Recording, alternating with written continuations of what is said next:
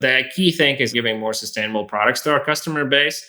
And a part of it is just print on demand in general, because we only produce a product when somebody has bought it. The traditional retailer, in most cases, would try to guess what's going to sell. If inventory doesn't sell, it might end up in a landfill. So Printful and print on demand, the whole industry is working to reduce that. Hi, everyone, and welcome to Now What, the podcast from Wix about how technology is changing everything. I'm your host, Rob Goodman, and in this series, we're talking all about evolution in business, design, development, and beyond. Over this past year, business and creative leaders have had to evolve to meet the challenges that come with this overwhelming amount of change. Here at Wix, we're interested in the ways that creative people are evolving to build new businesses, grow beyond their limits, and shape the future of the web. So we thought, what if we got together a bunch of our friends, leaders in design, development, e-commerce, and the agency world, to talk about how they're dealing with change and how it's affecting their careers, teams, and industries. This is a place to prepare for tomorrow's ever-changing world and apply those lessons today.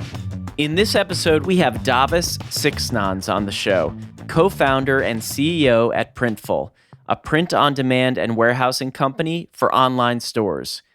Printful prints t-shirts, posters, and hundreds of other products for online e-commerce stores, creators, and entrepreneurs, and drop ships them to customers everywhere. It's one of the industry's largest print-on-demand drop shipping businesses. The company has fulfilled more than 30 million items since it launched in 2013. And Davis helped transform Printful into one of the fastest growing companies in the US. In this episode, we talked to Davis about running an e-commerce business during a global crisis, experiencing both explosive growth and supply chain challenges due to the pandemic, how Printful is making e-commerce more sustainable, and most importantly, the lessons he's learned about navigating change as a leader after nearly a decade in business. You're in for a great conversation about the future of e-commerce and business strategies for dealing with scale and change on a global level. Now let's get started.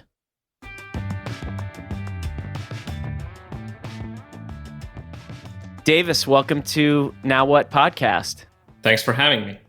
Absolutely. It's so great to talk to you. I mentioned I am also a Printful customer myself. I'm an illustrator, so I've sold some goods on Printful, and I love your service. And I love how you are making it possible for entrepreneurs and small businesses to immediately set up shop without, having to have fulfillment and printing and all of these things that are so costly. But if you could start just by telling listeners what Printful does. In simple terms, we just try to make it as easy as possible for anybody to launch an online store for printed products. We handle the printing and fulfillment, and we're able to print 250 items as low as the quantities as one. So it's great for e-commerce, selling on demand. And there's a lot of entrepreneurs who build their stores and their brands on top of Printful. Wonderful. The past year has been so tumultuous, so kind of ground shifting for everyone. It's been so much to deal with. And you're on the front lines of how e-commerce is changing, how more entrepreneurs are building their businesses. I'm really curious if you can tell me more about what happened specifically at Printful over this last year and what it looked like to have more and more people diving into e-commerce. Printful has about 7 fulfillment centers worldwide. So we operate in LA, Charlotte, Toronto, Tijuana, Mexico, Spain, Riga, and there's new sites that's going to be coming up as well. So this year has definitely been challenging. So there's a big physical component to our business as well. Even before the pandemic, we saw that more and more people are gradually shifting towards online commerce. And, goods that we sell is mostly apparel. And we see just the share of apparel sold online just increasing and increasing every year. And that's sort of a big trend that existed already. What pandemic did was accelerate a lot of existing trends that existed before. And overnight, a lot of people felt unsafe going to retail stores, or they just plain couldn't because under restrictions, some of these stores were closed down. And thus everything kind of moved online. And I guess the biggest thing was that normally online companies, online retailers, and service providers like us would prepare for something like this for months in advance. We always had a seasonal business, and Q4 was heavy for us. For Christmas, for holidays, and Thanksgiving, we usually started and prepared in August. The pandemic just didn't give that ability to prepare that amount, and we just had to do it overnight. And that has been incredibly challenging in a time when you have to do scaling up and hiring in times where you have to observe social distancing and when the health of employees and team members is a priority. Yeah, and I was reading that I think it was in 2019 you had something over 500 employees and teammates, and now at least the number on the site, it was over 1,600 people working at Printful. I mean, that's an incredible scale and, tripling of the workforce over the past couple of years. So talk to me a little bit about how you navigated these shifts and as you were describing those months where you needed to scale up quickly while dealing with all of these unforeseen obstacles with the pandemic. As a leader, what were the qualities that you brought forward in order to see the organization through that change in a way that felt safe to everyone and was grounding, but also was driving the business forward? We definitely had never been tested like we have been tested in the last year. Things were changing very quickly in those early days of pandemic. Everybody was new to this. Governments were making changes, local governments, and our business was heavily affected by that. There was a point where we even temporarily closed our Los Angeles facility because pandemic struck the big cities first, New York and LA, and it kind of got to Charlotte, which was the second facility that we operated in the US later. But as a leader and leadership team, we came together and had all hands on deck meetings every day. And we made decisions every day. And we made sure to communicate those decisions to team members across our sites who transitioned to working fully remote where possible, and where not possible, we're working from sites. So one of the key things was just up your communication to your team members to assure everyone that the leadership team is on top of this, constantly monitoring the situation. Normally, we would have all hands meetings like every quarter. Normally, I would write a memo to the team members once a month. But in these days, I was doing that multiple times a week. And in terms of sales, I know you're touting 1 million items fulfilled every single month. What was the explosive growth that you saw on the platform now going into 2021? What did it look like? A lot of people who build their print on demand stores, that is an extra income, right? And they often have like their 9 to 5, and then they build their online store on top of that. And they always have aspirations of making a full-time income, but often start as a part-time income. And the pandemic was special is that people who have a lot of part-time income opportunities, they often did multiple things at the same time. So they did print on demand, and then they are participated in the gig economy, such as riding Ubers, right? And what was interesting, overnight, like the revenue that you made as an Uber driver, for instance, dried up, and you were confined to your home. And, maybe you were temporarily laid off or furloughed at your own job. So you had to make a full-time income of part-time income. So all those things combined just created an unprecedented sudden demand to the Printful platform and our sort of offering, because you could build your online store for print on demand products truly just working from your home, because the Printful was the company that's handling all the physical part of it. So normally, again, it doesn't happen like that. So the most challenging thing was that when we had to order equipment, we had to open new facilities all during the pandemic, and that was challenging. And we were opening international facilities at this time as well. For instance, our Canadian facility started last year, and that was very difficult when the border between the US and Canada was closed. Like in normal times, we would, easily bring people over.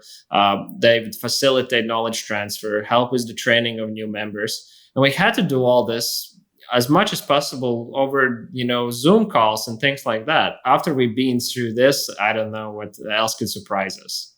Yeah, and there's this explosive growth as you're describing, but then there's also these challenges with fulfillment and shipping and getting the print facilities up and running online. How did you deal with that? Because I know there was lots of challenges with shipping and getting things places on time.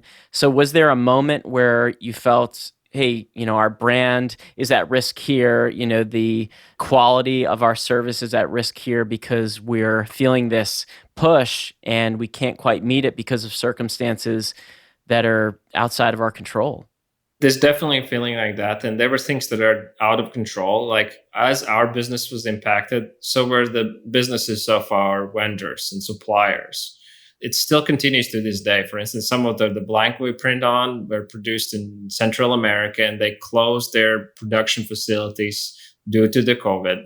And that impacted stock up to this day, still impacts the stock. At the same time, right? Logistics depends on planes being in an air. We send a lot of the goods through regular mails like USPS, and in Europe and other countries through their mail systems. And all these flights were just grounded and things were slowed down. Luckily the mail system's also trying to figure out alternative routes, but for a big part, we spent a great deal to explaining to our customers. Much like any other business, we launch a COVID page that we updated almost daily, explaining to them, like, we're doing the best we can. Us and our logistics partners are trying to find new routes, how to get your products to our customers. But it's going to be pretty choppy for weeks, and it was, and bear with us. So we encourage our customers to make these COVID pages up on their storefronts as well. And many did. And those who did, those who were open to communicating to their customers did really well. So the show is all about evolution, and your own personal evolution and the evolution of Printful is so interesting. You grew up in Latvia, you were building websites in an early age, and then you got involved with the Drogan Group. Am I saying that right? It's Draugen, but it's a difficult name to pronounce. It means for friends in Latvian. Okay. And that group had, all of these startup ideas spinning outside of it. I know Idea Bits and then also Startup Vitamins came from there, which was a shop to buy inspirational startup slogans for your office. And then Printful was basically a solution that was created for startup vitamins to help in fulfillment and print on demand that ultimately, opened up to the whole world and became what it is today. When you were kind of going through these formative years of your development and moving from being a maker and creator and engineer into the business side, could you have ever kind of anticipated the evolution and the personal growth you would have to go through over those years? And what has been kind of the most surprising aspect of shifting into this leadership role over these years? Nobody can really, expect this or anticipate this. But in all these years, even prior to, Printful, I was always interested in learning new things. So, like, I was approaching any new challenges that somebody has done it before me. Very likely there's some material out there on a podcast or a book or elsewhere that I can read about this. So I think one thing that makes me maybe a little different is I'm always about learning new things. If I don't know something, I'm gonna devour any material available on that topic. And over these years, we specifically tried to select team members like that. In our interview process, we asked them about how they learn new things, what they read, what they listen to on podcasts, etc. So that is one of the things that really helped us in the evolution process. It helped me personally and also the team members, because the team members had to go through that scaling up phase as well. And I'm very proud to say that, out of our executive management team, roughly about half of them are, internal promotions. So people who started often in entry level roles, but just being, really about learning new things and opening to new things, they were able to sort of grow into the roles that they were, awarded. What's the last thing that you learned that you thought was really interesting, or the thing you're trying to learn now in this kind of new level as things are growing? When the business started, I was manning and running all the key departments. I was running development and marketing, design, and I hired people who sort of replaced me in that role, and they sort of became experts in that space. So I'm kind of moving a little away from hands-on things in product development or marketing. These days, my job as a CEO now deals on sort of those high level things like strategy, but things that when I was much younger, I didn't learn a lot about it is all things finance. These days, I'm reading a lot of financial documents, things that our auditors do. Sort of personal passion for me has been learning the documents the public companies release. So I'm subscriber to several companies in e-commerce space who are public, and I like reading what they release to their investor community, how they frame it. I believe I can learn a lot about it. And the same I have encouraged my team members to do it. That information is publicly available there, and we can learn a lot from that. Yeah, that's a great insight you have. Like, why not take advantage of what's out there and what's accessible, even if it's not kind of the common book on the shelf, so to speak. So let's go back and talk a little bit more about customer behavior. What kind of trends are you seeing in the purchases that people are making online through Printful? And also, what are you seeing in terms of trends with what is being produced and made? Yes. So, last year again was exceptional in a sense that there's some obvious things that were really trending last year. One being face coverings. So I remember that we were very early to launch a neck gaiter, which could be used as a face covering. So there was a point last year where our Los Angeles facility only produced face coverings. That's basically was an essential product at that point, and that's how we kind of stayed open in the first wave of stay-at-home orders and things like that. But to this day, face coverings still sell really well. It's not the sort of that was in the first year. So everybody kind of has face masks these days. But I think, even as we get vaccinated, it's a sort of become a wardrobe staple. I've seen videos and how things are going, for instance, in Israel, that there's ahead in the vaccination in the world. They still use a lot of face masks everywhere, and it's going to be a bit of a time. And you can safely assume that at least for the rest of 2021, the whole world is going to use a lot of face coverings. So it's still a safe bet. And I see a lot of people just doing their designs on a face mask, and that's an obvious thing. But beyond that, you could sort of assume, and we directly saw that in the demand of our products, that as people were confined to their homes, they were more interested in maybe upgrading things in their homes. So we had increase in orders from framed art, wall art, posters, mugs. So that's one thing, and it's still going on. You see that a lot of people are buying homes and home prices going up in the US. So you can, imagine that anything dealing with home furnishings is doing well. And I think as people spend way more time in their homes than they did in commuting or at their work jobs, they just gave their apartments or homes just higher value in their lives. And so they were more willing to spend money on their primary residence. And the third thing that might seem obvious, but only the best store owners, the best merchants caught on this early, was activewear. So even though as gyms were closed, people still wanted to buy clothing and home workout equipment. So, we see people selling leggings, sports bras, other activewear products that Printful offers. And those people who said equipment, I was like that myself as well. You can, the first months you couldn't buy like dumbbells and things like that. They were sold out.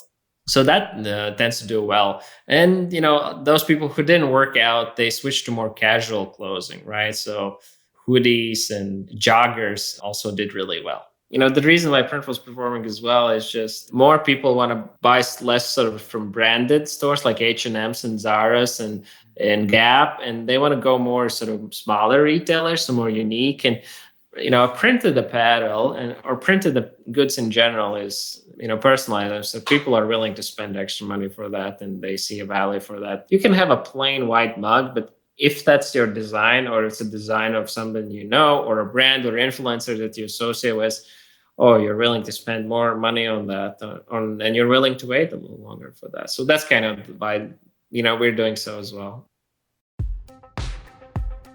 Hey everyone, I'm excited to tell you about Wix eCommerce, the complete solution for entrepreneurs starting an online business, retailers moving their stores online, or brands already selling millions of dollars. Wix's industry-leading e-commerce platform features advanced business tools that will help you launch, run, and scale your online store. With designer-made store templates to choose from, plus the ability to customize anything from the storefront to checkout, product pages, cart and store member areas too, you can create a brand that perfectly suits your business. With Wix eCommerce, you can manage your own inventory or source from suppliers you work with. Offer as many products as you like and sell with unlimited product collections. You can define shipping rules and automate your taxes for every sale. You can also accept secure payments online with the Wix payment solution or choose from a global network of providers, including major credit card companies, PayPal, and Stripe. Wix eCommerce gives you the ability to extend your reach with multi-channel sales, all while managing everything in one single powerful dashboard, including online and mobile storefronts, Facebook, eBay, Instagram, and Amazon shops. With an integrated analytics dashboard, you'll be able to review your sales, create tailored business reports, and focus your marketing efforts where they'll have the biggest impact, all while saving time with a streamlined operation to run your business smoothly. There's so much more you can do. Offer loyalty programs to customers, subscriptions, automate your social campaigns, and manage every aspect of tracking and processing orders from purchase to delivery.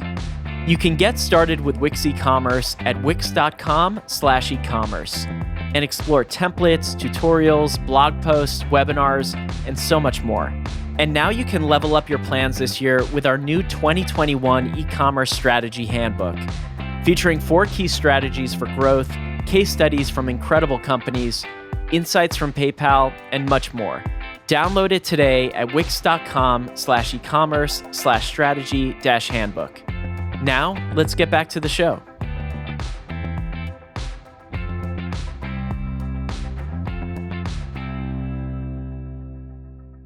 Are there new categories that Printful is expanding into now, knowing kind of where the trends are moving? Are there more like expansive home categories that you're exploring? We have, the staples of the pandemic products covered. We want to add products that I think are just going to be more popular even when the pandemic ends. So as a company, we just want to add more higher quality products. So we're moving into more complex products. Right now in a beta to select a few customers, we launched sports leggings. It's basically a new type of legging that combines different fabrics. One part is printed, another part is not printed, and the part that's not printed just gives the compression aspects of leggings and other ability. Our vision is that we want to sort of offer, at least on the athletic end, on-demand products for anybody who wants to launch an online store in a quality like Nike. Like, you can have like Nike level quality leggings, for instance, that's your own brand.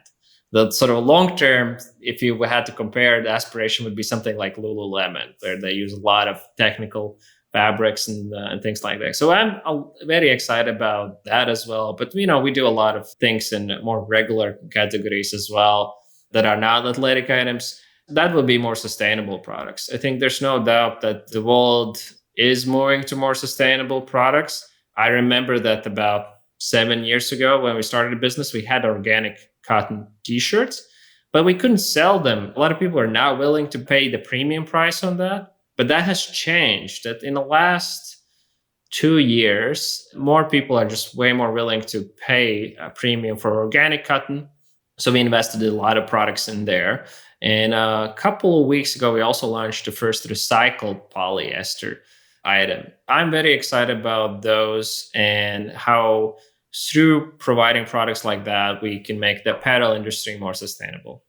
Are there things you're doing on the operations side that you feel like are moving more in a green direction, whether that be in fulfillment or shipping or, any of the aspects of the business? Is that part of the dimensions that you're evaluating from a business perspective? Yes, actually in the last year, maybe a little more, we introduced what we call internally a green team. So there's a team that specifically looks at sustainability at Printful. There's a member of that team in each of our locations. So they look at things like packaging as well. So to have more packaging that we use where we pack our products to be produced from recycled items. So, items that are used in multiple times. So that's a project that they do.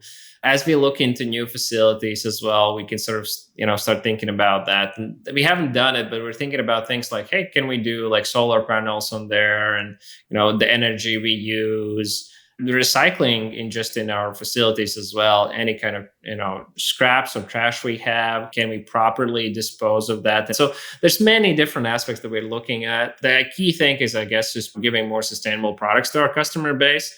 And a part of it is just print on demand in general, because we only produce a product when somebody has bought it. The traditional retailer in most cases would try to guess what's going to sell, so they sort of buy and produce inventory in advance.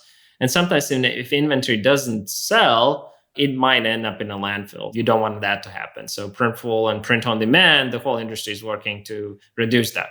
It's so wonderful to hear. And I want to go a little bit deeper into e-commerce, specifically how Printful is set up as this platform. So talk to me a little bit about how critical partnerships and integrations are to Printful's business. There's an integration between Printful and Wix, and you have integrations and APIs with lots of other e-commerce platforms and social media. Talk to me about that structure of the business and how it works. So our sort of vision is that we want to make it as easy as possible to launch an online store. We want to sort of reduce barriers that exist for anybody to do this. So we are sort of an experts on producing products on demand. We invested in these facilities and equipment and software that does it. And then there's our partners like Wix, who invested in e-commerce end of it, sort of building a website, templates, payments, and things like that. So there's a merchant success team at Printful that spends a lot of time thinking about how we can use the APIs of our e-commerce partners in a way that benefits our sellers the most. We always are thinking about what kind of feature we can build that makes the running of the store more effortless. So our customers only have to be thinking about marketing, the design. So we also build things like, hey, here's quick designs. There's some cliparts. Here we integrate with Getty images. You can pull a Getty image and sell this licensed Getty image on your product. So things like that. And talk to me a little bit about payments and the importance of payment options, how those kinds of connections and agreements are made in terms of the types of payment options that you're going to bring in. And, I'm hearing more and more out there about, there's obviously crypto is growing and building. There's, being able to buy now, pay later, obviously, certainly credit cards and things like that. But there's so many new payment platforms that are out there. Talk to me a little bit about the importance of having robust payments and how that minimizes the friction for your customers, the people who are standing up their stores, and also the end customers who are buying. When our customers work with Printful, we provide them multiple ways of paying, but usually it's credit card and PayPal. And some of the customers, we have some advanced like ACH for the US-based customers. But the transaction where the merchant works with their customer, it's separate from Printful platform. So it goes to the partner like Wix that has hopefully that built in. So I think the key thing is that when you're starting out, you don't want to be, adding another thing to your storefront with a separate sign-up process, which is difficult. Ideally, those things are integrated. I think that's key, just to decrease the barrier. When I think about our merchants, again, I explained a lot of them are initially starting out and building out the passive income or extra income. So they don't want to deal with another company that they're going to work in or bureaucracy. And I like that, how payment processing companies like, Stripe and what they've done to the whole ecosystem, they made payments way easier. I remember when we started Printful, and even before that, payments used to be, more complicated process. And I'm glad how it's evolved over the years. And these days, as companies are global from day one, I think Stripe and many others have made it just easy. Also, if you're an international seller, to sell globally. So I think that's as a key thing. Being from Latvia, if you wanted to sell something online from Latvia, it was a Latvian registered company about 8 years ago, it was difficult because there's not a lot of payment processing companies that will be able to accept credit cards globally if you were registered in Latvia. Luckily, all that has changed. On the methods how others can pay you, I think credit cards covers if you have to pick one, just the regular credit cards covers most use cases. PayPal is very popular and is another thing that if you wanted to add anything besides just credit cards, just add PayPal. There's some countries where we see PayPal being more popular. In other countries like Germany, PayPal is still more popular. But everything else beyond that is going to be more specific to you being international. So you moving more away from just US, Canada, UK, and Australia. In those countries, credit cards and PayPal is going to do fine. But as you move into more specific countries, you will see things like bank links and others that are important to payment. For crypto, among ourselves and our customers, we haven't really seen a big adoption. A lot of people talk about it, but I remember I looked into that maybe, last crypto wave in 2017. It was still very difficult and costly to accept crypto payments. I have some crypto as well, but I was transferring some crypto over the exchange to the cold storage recently. And I paid maybe, $10 in transfer fees. And it just doesn't work in e-commerce. You want to have low transaction costs and instant costs. And it took me an hour to transfer from an exchange to cold storage. You have this front row seat into what is happening right now in e-commerce. And I'm really curious about your perspective about the future of e-commerce. Beyond just Printful, but overall in the industry, what are you seeing in terms of giant shifts that are coming that we should all look out for? I have, again, the most perspective on physical product in the apparel industry. I hope the government is going to follow with some of the legislation that's going to demand everything being more sustainable. I live in Europe. I spend most of the time in Europe, and I see that, most grocery stores in Europe don't use plastic bags. Whenever I travel to our facilities in the US, it's still a thing. And it just kind of blows my mind why, there hasn't been a law that just basically makes that not the thing that we're going to do. Something that's maybe related to that is also transparency. If you go on H&M website, you can now, when you buy a shirt or an item from them, you can see transparency data around it. So where it's being produced. So H&M will actually surface some of the suppliers and talk about them. That's a trend that's also going to continue forward. And obviously, we're trying to take advantage of that ourselves, just providing us our information more about us, how we produce these items, what kind of printers we use, what kind of inks we use, where we source the fabric from, which countries.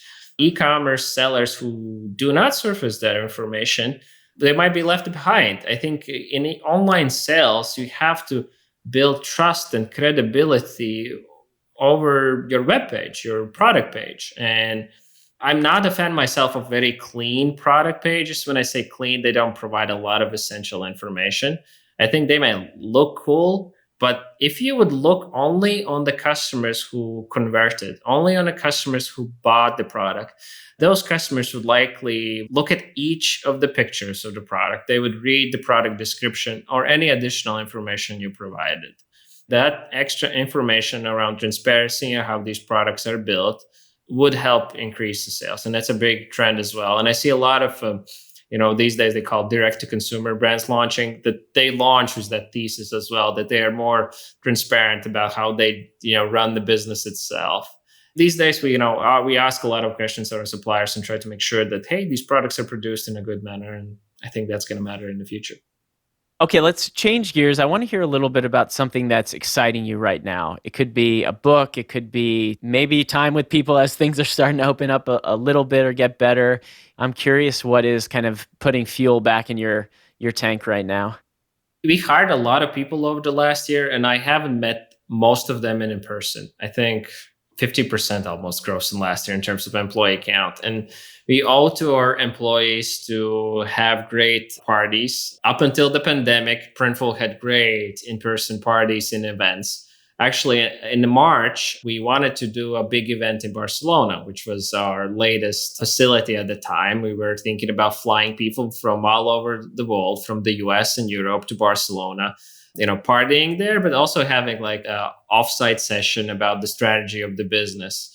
And I really look forward for that, being a thing again, where we can do those things. We transferred over to doing that in a virtual setting, but talking to most of our team members and people I know outside of our company as well, most people want to go back to in person and do all these things in person. So, one thing that makes me exciting as well is that tomorrow we're going to talk about the possible new office that we're going to lease here in city of Riga, because we expect that most employees want to return. And we hired so many that our existing offices that we lease would not be able to house all those team members.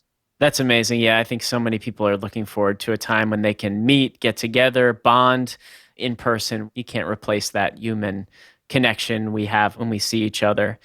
So, Davis, thank you so much for joining the show. It was really a joy to speak to you, learn more about Printful and your journey, and hear a little bit about the evolution of what's happening in print-on-demand e-commerce.